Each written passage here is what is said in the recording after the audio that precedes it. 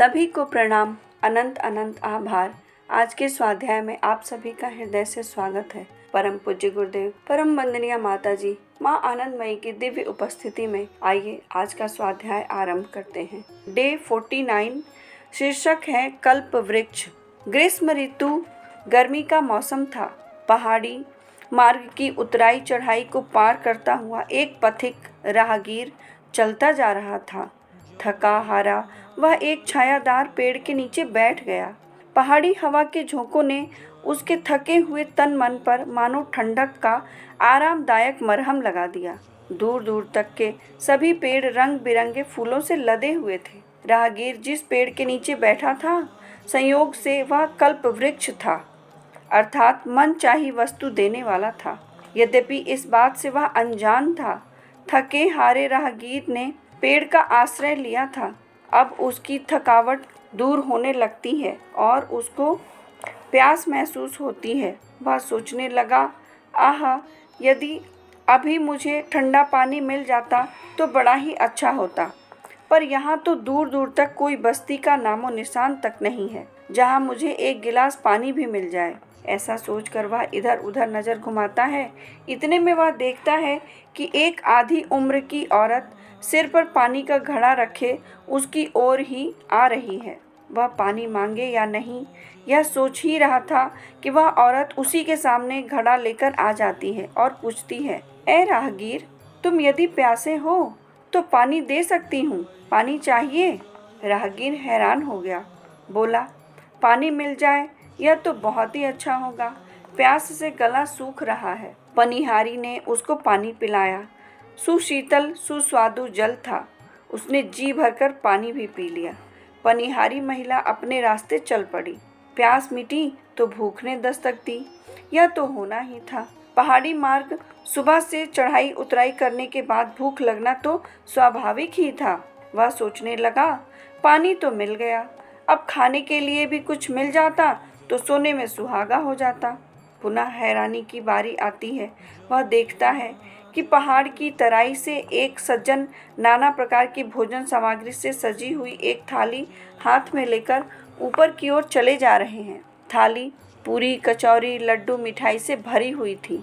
उसकी हैरानी और भी बढ़ जाती है जब वह देखता है कि सज्जन उसी के पास आकर पूछते हैं, ए राहगीर, तुमको भूख लगी होगी, यह लो, खाना खा लो।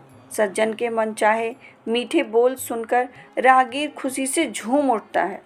उसके मुंह से बोल नहीं फूटे। भरपेट भोजन कर उसने भोजन लाने वाले को धन्यवाद दिया। वह भी सप्रेम नमस्कार करके अपने रास्ते चल पड़ा। प्यास बुझी, पेट भर गया, शरीर की चाह पूरी हो गई। अब आराम करने की आवश्यकता थी। आंखों में नींद ने डेरा डालने की तैयारी शुरू कर दी। राहगीर ने सोचा, कितना अच्छा होता आसपास कहीं एक पलंग ही मिल जाता, जैसी जिसकी भावना के अनुसार राहगीर की मनोकामना साकार हो जाती है।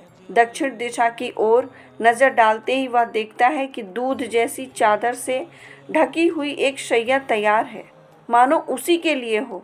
वह सोचता है, यह शैया किसके लिए हो सकती है?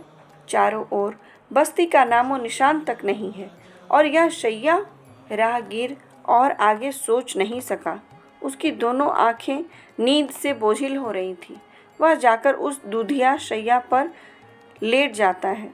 आहा, कितनी कोमल, कितनी आरामदायक यह शैया।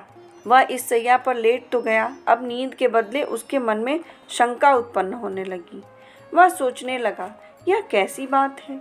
इस जन मानवहीन निर्जन वन में एक पहाड़ और ऐसी जगह पर यह निर्मल पीने का पानी, सुस्वादु भोजन, यह आरामदायक शैया, यह सब आया कहाँ से? आश्चर्य तो इस बात का है, कहीं भी कुछ नहीं दिखता है, पर मन में जैसी कामना आती है तुरंत ही वह सामने आ जाती है। यह सब कैसे हो रहा है? ऐसा सोचते सोचते उसके मन में भय बसेरा डाल देता है। वह आगे सोचने लगता है, क्या यह भूतों का राज्य तो नहीं है? क्या यह सब भूतों का खेल है?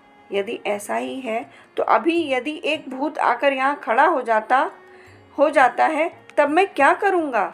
यह सोचना था कि उसने देखा पहाड़ के ऊपर से कोई उतरकर आ रहा है। लंबी लंबी हड्डियों से उसका शरीर बना था। उसकी ठोड़ी की हड्डियां फटे हुए बांस की तरह फट फट आवाज़ कर रही थीं। वह अस्थि कंकाल उसकी ही तरफ हाथ बढ़ाकर नाक की आवाज़ में काऊ माऊ की आवाज़ करता हुआ उसके पास द्रुत गति से आ रहा था। इस भयावह दृश्य को देखकर बचाओ बचाओ की चीख पुकार लगाते हुए वह राहगीर दौड़ने लगा। वह ज़्यादा दूर नहीं जा सका। थोड़ी दूर जाकर ही वह गिर पड़ता है और बेहोश हो जाता है। आगे की घटना से वह अनजान रहता है। जब वह होश में आता है तो वह देखता है कि खुले आसमान के नीचे वह लेटा हुआ है। उसके सिरहाने पर कसाय वस्त्रधारी एक सन्यासी बैठे हुए हैं। साधु महाराज ने जो कहा उसका सार यह था कि राहगीर की बचाओ बचाओ की चीख सुनकर साधु पर्वत शिखर से नीचे उतर आते हैं। आकर देखते हैं कि एक व्यक्ति अचेतन अवस्था में पड़ा हुआ है। साधु महाराज की सेवा से उसकी चेतना लौट आती है। होश में आते ही राहगीर साधु महाराज से पूछता है, मैं तो उस पेड़ के नीचे था, मुझे यहाँ कौन ले आया? और वह कंकाल? इतना कहते ही उसके चेहरे पर भय छा गया। यह वाक्य पूरा नहीं कर सका। योगी महाराज सब समझ जाते हैं। वह उसे ढांढस बंधाते हुए कहते हैं, डरो नहीं, सुनो, तुम जिस पेड़ के नीचे बैठे थे वह सामान्य वृक्ष नहीं है, उसका नाम कल्प वृक्ष है। उसके नीचे बैठकर जो सोचा जाता है वही होता है। तुमको याद होगा, तुमने पानी भोजन जो जो चाहा सब मिला। इसके बाद तुमने भूत की बात सोची, तब भूत आ गया। अब डर नहीं है, अब तुम कल्प वृक्ष के नीचे नहीं हो, अतएव अब कुछ नहीं होगा। चलो हम लोग दूसरी ओर आगे बढ़ चलें। जीवन में हमारे ऐसा ही आता है। बहुत बार ऐसा होता है कि हम जो चाहते हैं सोचते हैं और वो भगवान हमें दे देते हैं, फिर हम भूल जाते हैं कि ये हमने चाहा था और हमारे इष्ट ने यह पूरा किया था। और हम फिर और अपनी इच्छाओं में अभी लगे रहते हैं और वो लिस्ट ही कभी ख़त्म नहीं होती है। जब तक जीवन, जब तक शरीर, तब तक इच्छा। तो सच में हमें अपने जीवन में यह देखने की आवश्यकता है कि हमारी इच्छाओं की लिस्ट समाप्त नहीं हो रही है, तो हमें इसे ब्रेक लगाना है क्या? अपनी इच्छाओं की डोर हमें किसी को देनी है क्या? जैसे कहते हैं ना, एक शब्द आता है दीक्षा। जब हम गुरुदेव से दीक्षा ले लेते हैं तो हम अपनी सारी इच्छाएं उनके हाथ में दे देते हैं, पर फिर भी दे नहीं पाते।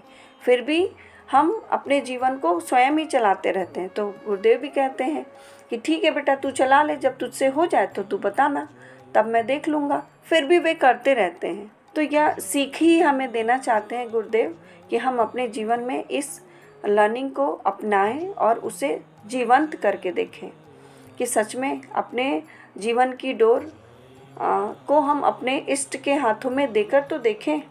और यह सच में प्रयास और अभ्यास की यात्रा है। इसे हमें करके ही देखना होगा, करके ही देखना चाहिए। सभी को बहुत बहुत धन्यवाद। आइए इस भाव को आज माँ गुरुदेव के चरणों में अर्पित करते हैं। इदम सद्गुरु अर्पणमस्तु, इदम न मम। सभी का बहुत बहुत बहुत धन्यवाद। आशा करती हूँ कि आप सभी को यह कहानी पसंद आई हो, यह कहानी हृदयंगम हुई हो। आप इसके परिप्रेक्ष्य में कुछ भी कहना चाहें तो अवश्य ही कमेंट बॉक्स में अपने भाव विचार साझा कर सकते हैं। आप चाहें तो अपने स्वजनों परिजनों को भी आगे यह कहानी साझा कर सकते हैं। आप सभी का पुनः बहुत बहुत धन्यवाद, आभार।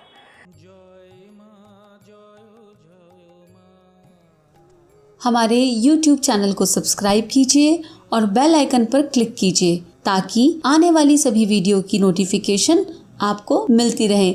आप सभी को बहुत बहुत थैंक यू।